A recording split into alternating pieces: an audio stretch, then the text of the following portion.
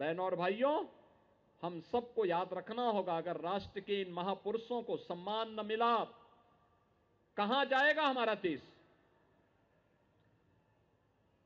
ये उग्रवाद, ये नक्सलवाद, ये आतंकवाद जो लगातार भारत की एकता और अखंडता को चुनौती दे रहा है, जो भी भारत के राष्ट्रीय महापुरुषों का, क्रांतिकारियों का अपमान करते हैं, वे प्राकांतर में उन अलगाववादी ताकतों के दुस्साहस को बढ़ाने का ही कार्य करते हैं, जिनके कारण भारत की एकता को, भारत की राष्ट्रीयता को एक चुनौती मिलती है। आज हमारा दायित्व बनता है हम उन कारणों को ढूंढें जो समाज को बांटने वाले हैं। ये जाति के नाम पर, क्षेत्र के नाम पर, भाषा के नाम पर ये विभाजन, ये नए जिन्ना को पैदा करने की साजिश का हिस्सा है। हमें याद करना होगा, अब भारत के अंदर फिर से कोई नया जिन्ना पैदा ना होने पाए, और वो जिन्ना अगर पैदा होने का साहस करता है तो हमें उससे पहले कि वो भारत की अखंडता को चुनौती दे, उसको पहले ही दफन करके रख देना होगा। इसके लिए भारत के हर नागरिक को खड़ा होना होगा, और इसी के लिए आज ये एकता यात्रा, जहां हर नागरिक की भारत की एकता और अखंडता के प्रति प्रतिबद्धता का समर्थन करता है, वहीं लौह पुरुष सरदार वल्लभ भाई पटेल के द्वारा किए गए योगदान को, स्वदेशी स्वावलंबन के प्रति उनके द्वारा किए गए योगदान, उनके संघर्षों का स्मरण कराने का भी हमारे पास एक अवसर देता है। मैं इस अवसर पर आप सभी का आह्वान करूंगा, कभी आपको केवड़िया गुजरात जाने का अवसर प्राप्त हो तो सरदार सरोवर के तट पर लौह पुरुष सरदार वल्लभ भाई पटेल की बनी हुई दुनिया की सबसे बड़ी प्रतिमा का दर्शन करने जरूर जाएं। प्रधानमंत्री मोदी जी के प्रति कृतज्ञता ज्ञापित जरूर करें कि भारत के महापुरुषों को, अपने पूर्वजों को कैसे सम्मान दिया जाना चाहिए, उस सम्मान के प्रतीक के रूप में लौह पुरुष सरदार वल्लभ भाई पटेल को की सबसे बड़ी प्रतिमा गुजरात में केवड़िया में स्थापित की गई है। बहनों और भाइयों, यही है अपने महापुरुषों के प्रति श्रद्धा और सम्मान का भाव, और उसी श्रद्धा और सम्मान के भाव के साथ आज हम सब यहां पर इस एकता यात्रा के साथ जुड़ रहे हैं। मेरा आह्वान होगा, स्कूल कॉलेजेस में इसमें डिबेट होनी चाहिए। लौह पुरुष सरदार वल्लभ भाई पटेल के मुद्दे को लेकर के हमें चर्चा पर चर्चा का हिस्सा इसको बनाना चाहिए। वंदे मातरम राष्ट्रीय गीत के प्रति सम्मान का भाव होना चाहिए।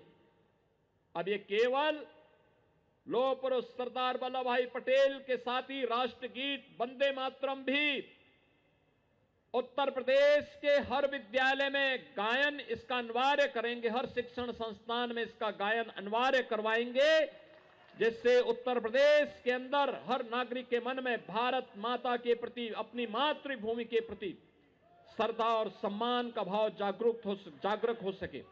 और उसी भाव के साथ आज हम सब यहां पर आए हैं।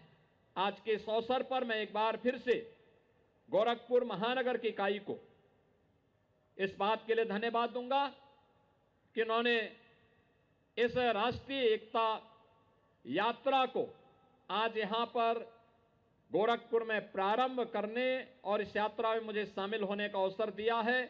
इस यात्रा में शामिल होने के लिए आए हुए आप सभी महानुभावों का मैं हृदय से अभिनंदन करता हूं, स्वागत करता हूं।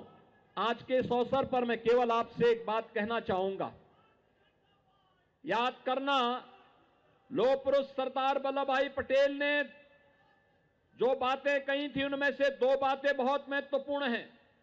उन्होंने कहा था कि स्वतंत्रता का अर्थ केवल आजाद होना नहीं है, बल्कि जिम्मेदारी से राष्ट्र की सेवा करना भी है।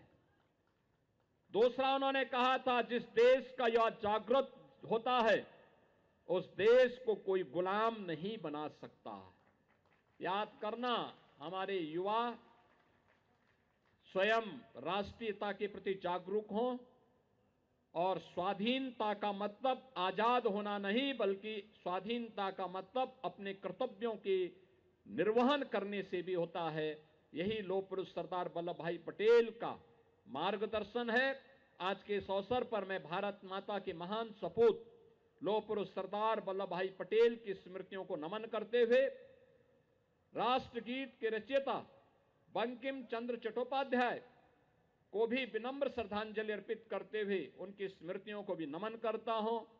आप सबके प्रति अपनी शुभकामनाएं देता हूं और आप सबसे मैं इस बारे में आह्वान करूंगा कि एकता यात्रा में आप चलेंगे, अनुशासन झलकना चाहिए, नारा भारत माता का होना चाहिए, राष्ट्रीय महापुरुषों के प्रति सम्मान का भाव होना चाहिए।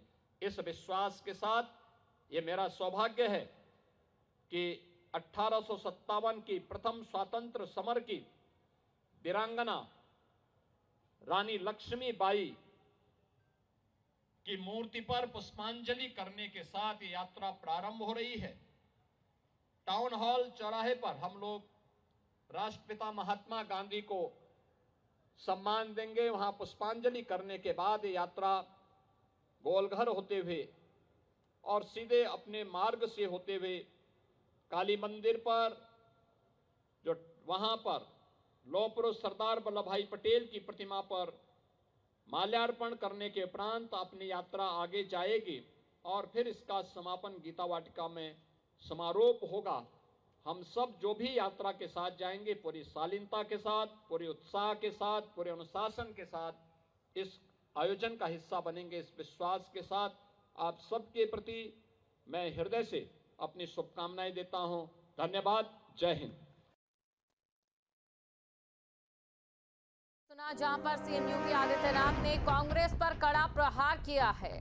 सीएम योगी आदित्यनाथ का बड़ा बयान, नए जिन्ना को पैदा करने की कोशिश हो रही है।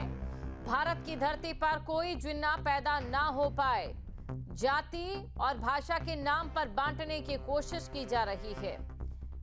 वंदे मातरम को भी बदलने की कोशिश हुई। कांग्रेस के शासनकाल में कोशिश की गई। कुछ लोगों के लिए धर्म और स्वार्थ सबसे बड़ा है। कुछ लोग देश से बढ़कर सिर्फ अपने बारे में सोचते हैं। ये तमाम चीजें सीएम योगी आदित्यनाथ की ओर से कही गई है। कांग्रेस पर करारा निशाना उनकी ओर से साधा गया है। गोरखपुर से बड़ी खबर आपको बता रहे हैं, जहां पर सीएम योगी आदित्यनाथ मौजूद रहे। गोरखपुर में सीएम योगी आदित्यनाथ की ओर से बड़ा बयान दिया गया और नए जिन्ना को पैदा करने की कोशिश हो रही है।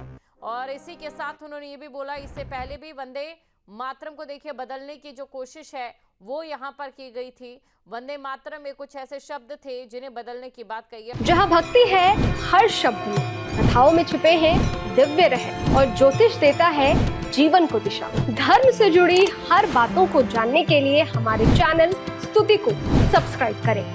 चैनल पर जाने के लिए इस लिंक पर क्लिक करें।